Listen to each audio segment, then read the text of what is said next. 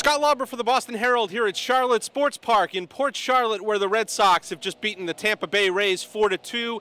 And the star was, of course, Grady Sizemore. Who else? The spring of Sizemore rolled on here with Grady hitting a 2-run homer to break a 2-2 tie. He is still in competition to make the team as the opening day center fielder. John Farrell saying before the game there's still a lot of internal conversation going on about whether it should be Sizemore or Jackie Bradley Jr.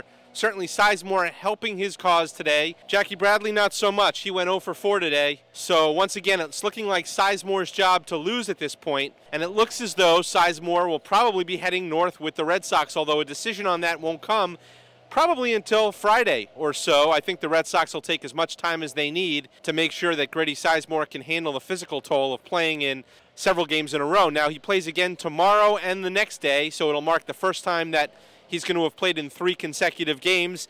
He said after the game today that he feels better than he thought he would at this point in spring training, and he feels as though he's ready to start the season in the major leagues. He, of course, hasn't played in the majors since 2011 because of knee surgery. One other note for you today, Clay Buchholz made what'll be really his final spring training start. He looked very good. 6 strong innings, gave up 2 runs on 3 hits. Looks to be ready to make his first regular season start as well. That's going to come probably the first weekend of the season during the first homestand against the Milwaukee Brewers.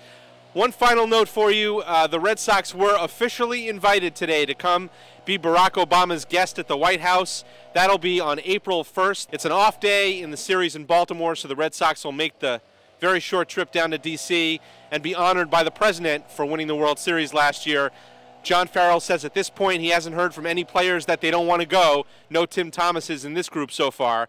It should be 100% attendance, at least as far as John Farrell knows. So that's the story from here. I am Scott Lauber. We will be back with you tomorrow, back at JetBlue Park in Fort Myers, to talk about another day under the sun here. Thanks a lot.